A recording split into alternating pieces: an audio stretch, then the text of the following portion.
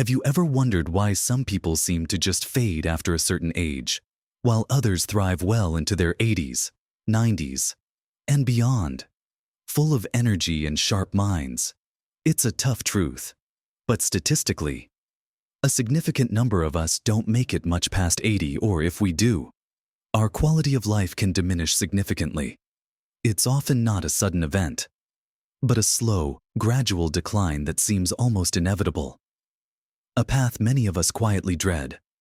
We see our friends or family members start to slow down, become less engaged, and struggle with everyday tasks. And we wonder if that's our unavoidable future too. But what if I told you that this decline isn't inevitable? What if there are surprising, often overlooked reasons why many seniors struggle? And powerful, simple things you can do to rewrite that story for yourself. These aren't hidden medical secrets or complex regimens.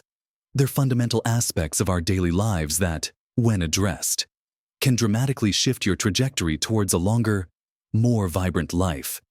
In this video, we're going to explore 5 surprising reasons why so many of us don't live past 80, and more importantly, what concrete, easy steps you can start taking today to not just add years to your life, but truly add life to your years. Make sure you watch all the way to the end, because I promise you, what we reveal for the final reason might just be the most surprising of all. Let's dive right into our first surprising reason, one that often gets overlooked in discussions about physical health, yet profoundly impacts our longevity and vitality: a diminishing sense of purpose and social connection. Think about it. For decades, our lives have been structured around work, raising families, and a bustling social calendar.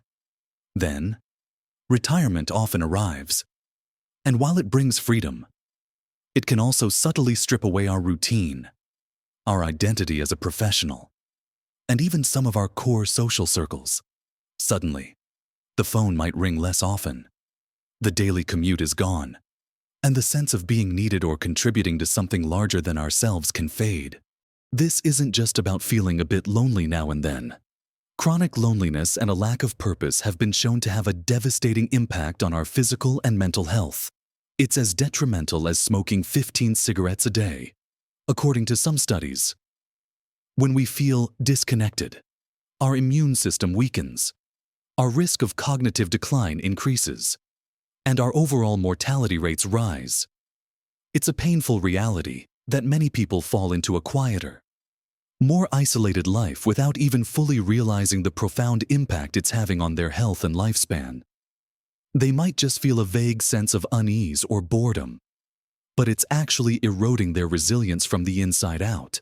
The good news is, cultivating purpose and connection doesn't require grand gestures. It starts with small, intentional steps. Have you thought about volunteering at a local charity, a school, or a hospital? Lending your time and experience to others can reignite that feeling of being valued and needed.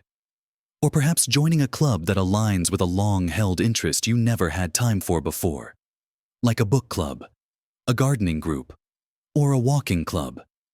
Even something as simple as making a conscious effort to regularly call or visit friends and family, inviting them over for a cup of tea, or joining an online community can make a world of difference. Consider Jane, who, after retiring, felt a bit lost. She loved gardening but hadn't done much of it in years.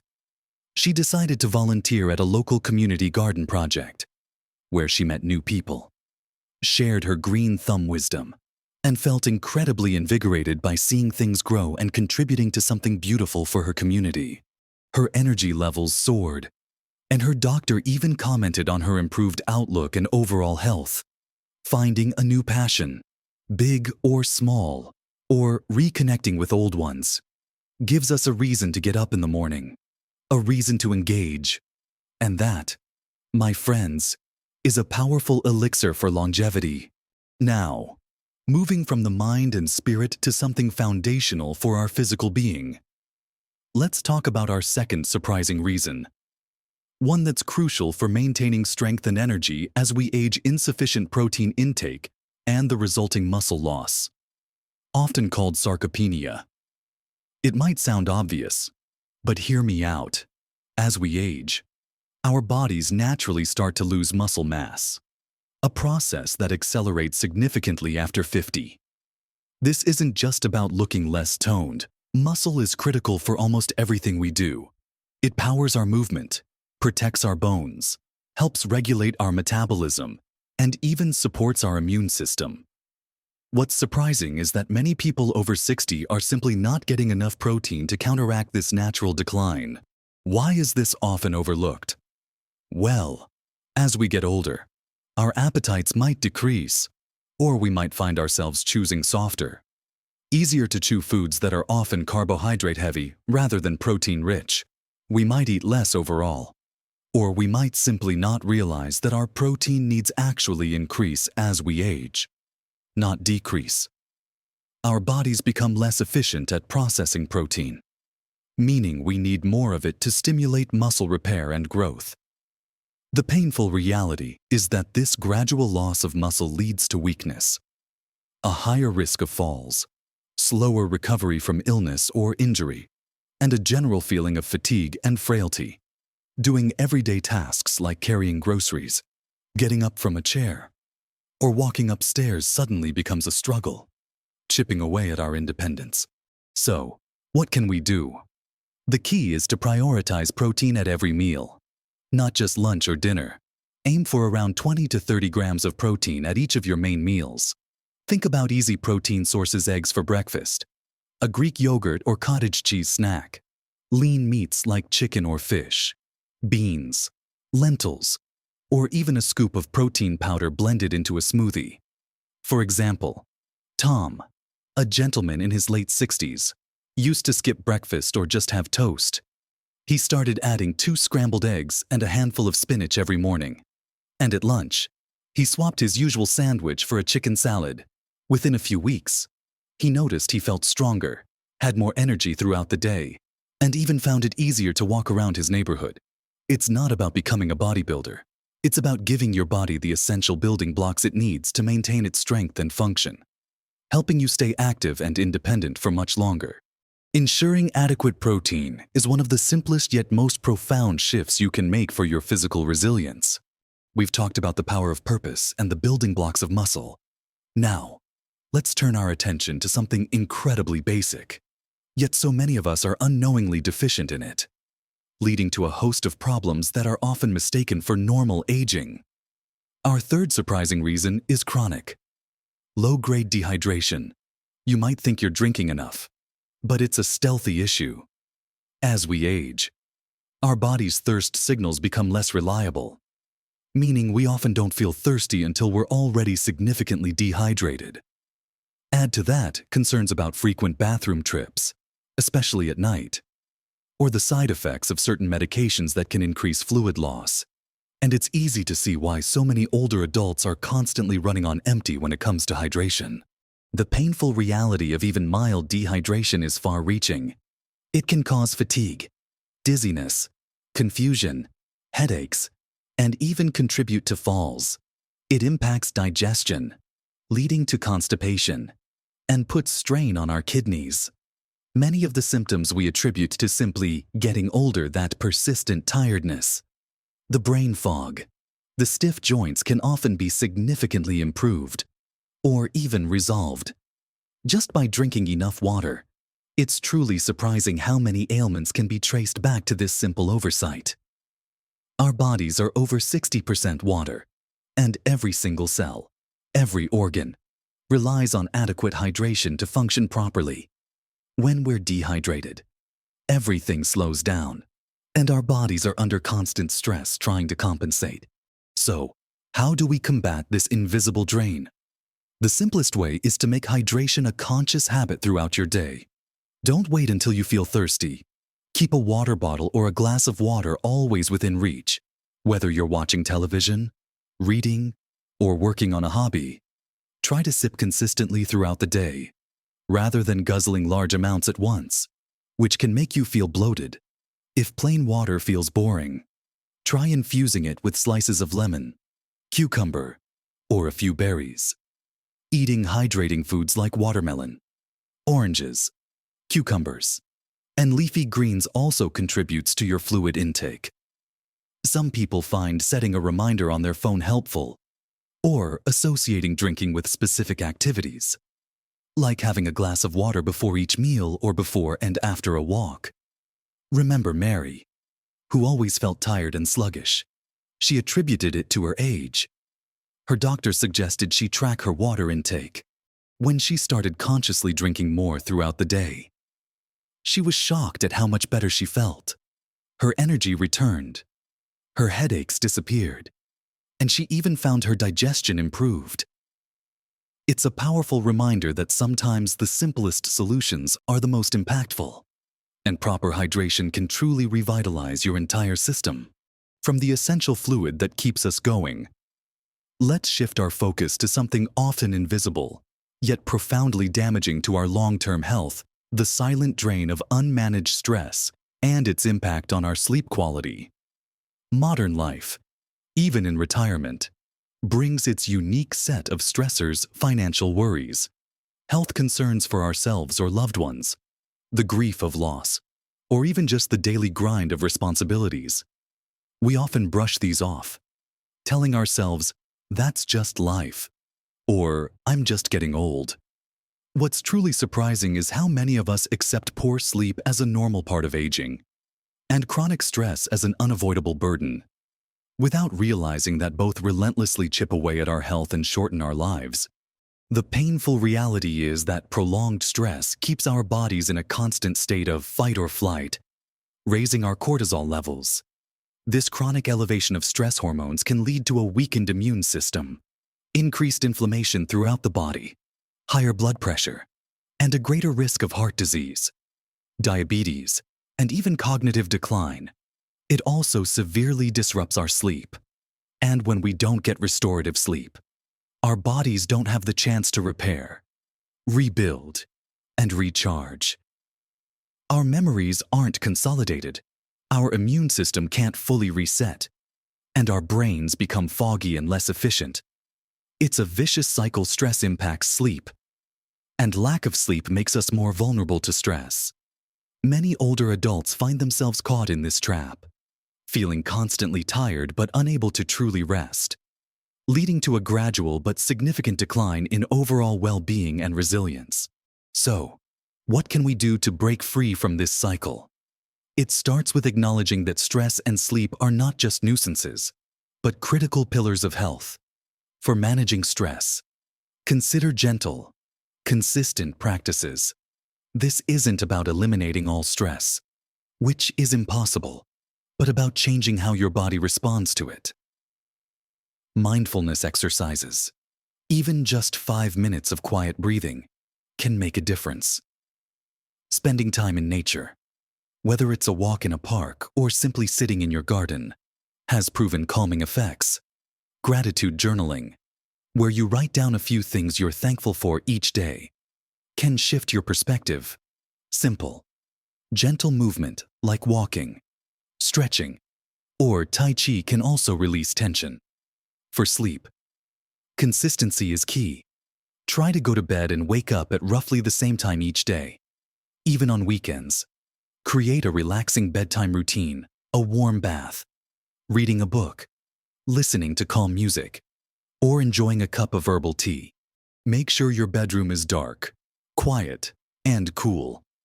Limit screen time from phones, tablets, and TVs at least an hour before bed, as the blue light can interfere with melatonin production. John, who used to lie awake worrying for hours, started a routine of light stretching and listening to a guided meditation before bed.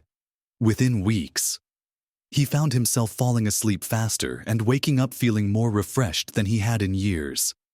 And his overall anxiety levels dropped significantly. Prioritizing stress management and quality sleep isn't a luxury. It's a non-negotiable for a long, healthy life. We've covered purpose, muscle, hydration, and the hidden toll of stress. Now, we come to our fifth and perhaps most counterintuitive reason, one that many people over 60 unknowingly fall prey to. And it might just shock you. Our final surprising reason why so many seniors don't live past 80 is the insidious fear of movement that leads to immobility. It sounds contradictory, doesn't it? We're often told to be careful, to avoid falls, and for good reason. A fall can be serious, and the fear of one is very real, especially if you've experienced a near miss or seen a friend or loved one suffer an injury. But here's the surprising and painful truth: that very fear, if it leads to significantly reduced activity, actually increases your risk of falling and accelerates overall decline. When we become overly cautious and start avoiding activities because we're afraid of falling, we create a dangerous cycle. We stop walking as much, avoid stairs, or limit our outings. This reduced movement quickly leads to muscle weakness, particularly in our legs and core, which are vital for balance. Our bones become weaker, and our joints become stiffer. Our balance, which is like a muscle, deteriorates from lack of practice. So, the very thing we're trying to prevent, a fall, becomes more likely because our bodies are less capable of responding and recovering. The painful reality is that this fear can lead to becoming housebound, losing independence, and a profound decline in quality of life. What starts as a protective instinct transforms into a self-fulfilling prophecy of frailty and isolation. Many people find themselves trapped, unable to enjoy life to the fullest because their fear has paralyzed them. The secret to breaking this cycle isn't reckless abandon, but smart, consistent, and gentle movement. It's about building confidence and capability, one step at a time. Start small, very small if you need to. A short walk around your living room, holding on to furniture if necessary, gentle stretching while seated. The goal isn't to run a marathon, but to regain and maintain the functional strength and balance needed for everyday life. Activities like Tai Chi, which focuses on slow, deliberate movements and balance, are incredibly beneficial. Chair exercises are a fantastic way to build strength without the fear of falling. Swimming or water aerobics provide gentle resistance and support. Even just walking regularly, steadily increasing your distance, can work wonders. Find something you enjoy, something that doesn't feel like a chore. The key is consistency and starting where you are, gradually challenging yourself. Think about Sarah, who had a bad fall and became terrified of walking anywhere without assistance. Her doctor encouraged her to start with just 5 minutes of walking around her garden each day, holding onto the fence, slowly. She built up her confidence, then joined a local senior walking group. Not only did her physical strength improve dramatically, but her confidence soared, and the fear faded, allowing her to truly enjoy life again. Overcoming this fear through gentle, intentional movement is perhaps the most powerful way to reclaim your independence and zest for life. So, we've explored these 5 crucial areas that profoundly impact how long and how well we live, finding and nurturing your sense of purpose and social connection. Making sure you're getting enough protein to build and maintain vital muscle. Staying properly hydrated to fuel every cell in your body. Mastering stress and reclaiming restorative sleep. And perhaps most importantly, embracing movement, gently and consistently, to overcome the fear of falling and truly live freely. These aren't just isolated tips. They are interconnected pillars that support a vibrant, healthy, and fulfilling life well into your later years. Remember, dear friends, none of this is about perfection. It's about small, consistent steps. It's about choosing progress over paralysis.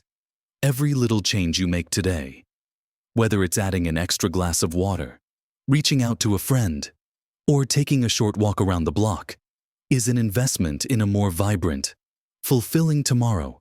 You have so much life left to live, so much joy to experience. And these insights are simply tools to help you unlock that potential. The decades after 60, 70, and even 80 can be some of the most rewarding and independent years of your life. If you simply choose to invest in yourself, I'd love to hear from you. Which of these 5 reasons resonated most with you? Or perhaps you have your own surprising reason or a tip you found incredibly helpful in your journey to live your best life. Please share your thoughts and experiences in the comments below.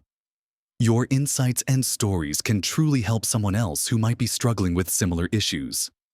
If you found this video valuable and believe it could help others, please give it a thumbs up. It helps more people like you discover this important information and allows us to create more content that empowers our community. And if you haven't already, subscribe to the channel and hit that notification bell so you don't miss out on our future videos, all designed to help you live your best life. No matter your age, you are capable of so much more than you might imagine. Keep learning, keep moving, keep connecting. Live your best life at every age. Until next time, take good care.